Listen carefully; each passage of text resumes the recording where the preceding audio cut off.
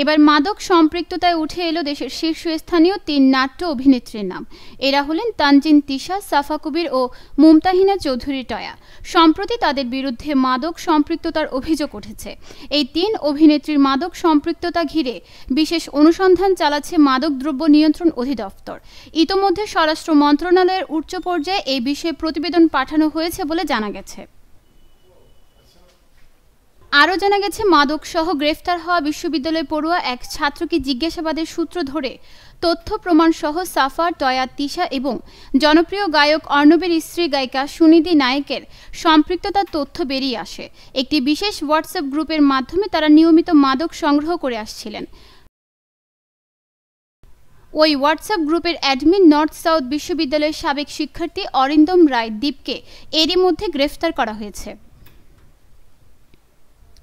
এই প্রসঙ্গে মামলার তদন্ত কর্মকর্তা নার্কোটিক্সের সহকারী পরিচালক রাহুল সেন গণমাধ্যমকে বলেন, দীপকে গ্রেপ্তারের পর তার কাছ থেকে আমরা কয়েকজন প্রথম সারির অভিনেত্রী ও মডেলের মাদক সম্পৃক্ততার প্রমাণ পেয়েছি। বিষয়টি নিয়ে এখনও তদন্ত চলছে। তদন্ত শেষে সংশ্লিষ্টদের বিরুদ্ধে আইনগত ব্যবস্থা নেওয়া হবে। নার্কোটিক্স সূত্রে জানা গেছে, মাদক সম্পৃক্ততার অভিযোগে নর্থ সাউথ বিশ্ববিদ্যালয়ের মার্কেটিং বিভাগের সাবেক ছাত্র দীপের উপর বিশেষ নজরদারি করা হয়। দীর্ঘদিন ধরে তার গতিবিধি অনুসরণের ধারাবাহিকতায় ১৭ অক্টোবর ঢাকা বিমানবন্দরে গ্রেফতার হন দীপ। ওই সময় তার কাছ থেকে বিপুল পরিমাণ সীসা, এমডিএমএ, এলএসডি ও কুশ সহ বেশ কিছু মাদক উদ্ধার করা হয়। পরে নার্কোটিক্সের একটি বিশেষায়িত টিম দীপকে ২ দিনের রিমান্ডে রেখে জিজ্ঞাসাবাদ করে।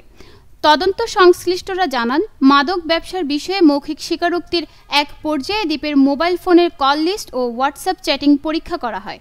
এতে জনপ্রিয় কয়েকজন অভিনেত্রীর মাদক সম্পৃক্ততার তথ্য মেলে।